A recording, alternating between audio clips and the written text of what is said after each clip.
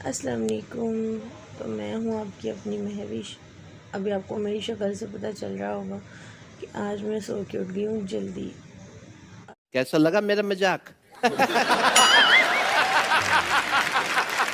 अभी बज रहे हैं तकरीबन 9:30 और मैं जल्दी आज सो के उठ गई हूँ। मेरे साथ ये बहुत कम होता है। मैं सुबह अपने हस्बैंड को और मामू को नाश्ता दे के सो जाती हूँ। बेशक मुझे सारा दिन भूखा रख लो, मुझे भूख नहीं लगेगी। नींद मुझे पूरी रात में 1 मिनट भी नहीं आती। और दिन टाइम भी मतलब कुछ ख़ास नहीं, ये है कि किसी टाइम थोड़ा बहुत हो जाता है कि नींद आ रही है। और मैं इतनी हूँ ना कि मैं दिन में नहीं सोती। मुझे दिन में सोना बहुत बुरा लगता है। मैं कहती हूँ नहीं यार, दिन में सो गए तो फिर ये रोशनी के अब थोड़ा सा टाइम है, अल्लाह ताला की कुदरत देखो, दिन में जागो। ये है नमाज कुरान अपना पर अगर इंसान की आँख लग जाए ना, कुछ नहीं तो इंसान की असर की नमाज़ तो जाती रहती है, और कुछ नहीं ना। असर की नमाज़ की इबादत से बंदा महरूम हो जाता है। उसके बाद ये है कि अगर सो भी जाओ तो पहली बात तो बच्चे का टाइम मैनेज करना पड़ता है कि बच्चा हमारा किस टाइम पे जाग रहा है। इन सारी बातों को मद्देनज़र रखते तो मैं तो सोती ही नहीं। मैं आपको सिर्फ कहूँ, मुझे नींद नहीं आती।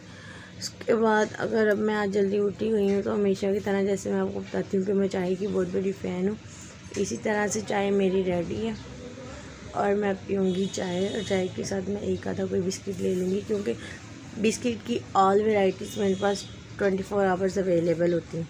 क्योंकि बिस्किट मुझे बहुत ज़्यादा पसंद है। सबसे ज़्यादा तो मैं पार्टी बिस्किट ही खाती हूँ। और ये कि आज मामू मुझे सुबह सुबह सब्ज़ी लेके दे चुके हैं और मामू ने कहा है बेटा ये बनानी है आपने, और सब्ज़ी में है आलू गोभी। आलू गोभी की तो मैं ऐसे फ़ैन हूँ जैसे लोग मीका सिंह और हनी सिंह के फ़ैन होते हैं। वाह क्या सीन है, वाह क्या सीन है। मुझे बहुत ज़्यादा आलू गोभी पसंद है। सब्ज़ियाँ मैं खा लेती हूँ, दालें वगैरह मुझे बिल्कुल नहीं पसंद। मैं कहती हूँ यार दालों से तो मैं दूर ही भागूँ, मुझे दालें नहीं पसंद।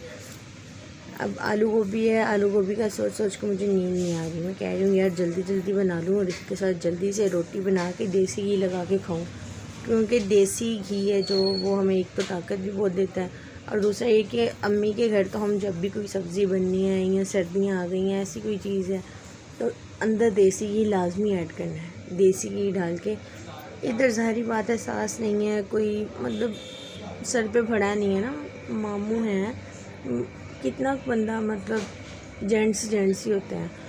तो क्या नाम है, फिर भी मामू बहुत ज़्यादा करते हैं मेरे साथ प्यार। मैं भी अल्हम्दुलिल्लाह अपने मामू के साथ अपने अब्बू से ज़्यादा प्यार करती हूँ, लेकिन मुझे बहुत ज़्यादा कमी महसूस होती है अपनी मामी की। अब ये है कि जो मैंने कल कपड़े धोए थे, मोहम्मद अली के धोए थे, अपने धोए थे, वो सारे कपड़े अब मैं एक बार फिर उनको चाहूँगी कि धूप लग जाए, दरवाज़े वगैरह खिड़कियाँ वगैरह खोल दूँगी। कपड़ों को धूप लगने के बाद फिर मैं उन कपड़ों को संभाल लूँगी। और जब फिर उमर का दिल करेगा वो ऐसे करके दरवाज़ा खोलेगा अलमारी का और सारे कपड़े बाहर। क्योंकि होता है ऐसे ही, मैं कपड़े रखूँगी तय लगा के ऐसे समेट के, उनके कपड़े ऊपर, अपने कपड़े नीचे, दरमियान में अली के कपड़े होते हैं। तो जब उमर को एक चीज़ भी नहीं ना मिल रही तो बस फिर आप यकीन करें उमर ने सारा कुछ नीचे फेंक देना होता है। उसके बाद फिर मुझे जो गुस्सा आता है, फिर अगर मैं बोलूँ तो मुझे कहते हैं यार तू लड़ाई कर रही है। मैं कहती हूँ लड़ाई नहीं कर रही, आपको पता नहीं चलता। मुझे गम से इतनी एलर्जी है ना, इतनी एलर्जी। अब यकीन करें मैं मदरसे से पढ़ के आई हूँ, आपको पता है मदरसे में गंद वगैरह बिल्कुल बर्दाश्त नहीं होता। मदरसे में तो कोई छोटा सा तिनका भी पड़ा हो ना तो मुझे ऐसे कमर पे ठंडे पड़ते हैं ना। तो बल्कि इधर एक दो मामला तो हुए हैं मेरे साथ, बड़े बड़े मतलब कि ना लोगों ने बात की। मुझे गुस्सा तो बहुत आता है, लेकिन ये है कि मैं रो बहुत जल्दी पड़ती हूँ और मैं उनकी बात पे रो पड़ी। फिर ये है कि मुझे अब आहिस्ता आहिस्ता समझ आ गई है कि जहाँ पे रहना हो ना वहाँ के लोगों को समझना पड़ता है कि वहाँ हम किस जगह पे रह रहे हैं, हम कैसे लोगों में रह रहे हैं, फिर हमें उनकी तरह बनना पड़ता है। और अब आप यकीन करें मैं उनकी तरह कभी बन तो नहीं सकती, लेकिन मैंने अपना माइंड सेट कर लिया कि यार कोई भी तुम्हें कुछ कहे तुमने दिल पे नहीं लेना। वैसे भी जहाँ मैं रहती हूँ ना यहाँ पर डेंगू मच्छर बहुत ज़्यादा है, अल्लाह माफ़ करे।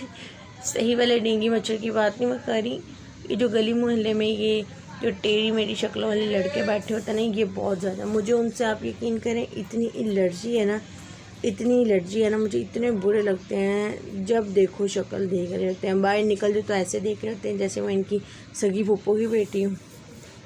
सही है ना? मैं तो मुंह पे ही टांगे मारती हूँ, कह रही हूँ मुंह पे ही बातें मारती हूँ। वो इतना खुश होते हैं शक्लें देख देख के, इतना खुश होते हैं शक्लें देख देख के, मुझे इतना बुरा लगता है। मैं कहती हूँ ये पागल है, मैं कहती हूँ पागल है। काश इनकी बहनें ऐसे बाहर निकलें और उनको कोई देखे और फिर मज़ा आएगा। ठीक है ना? ये तो टिट फॉर टैट है, जैसा करो वैसा भरो।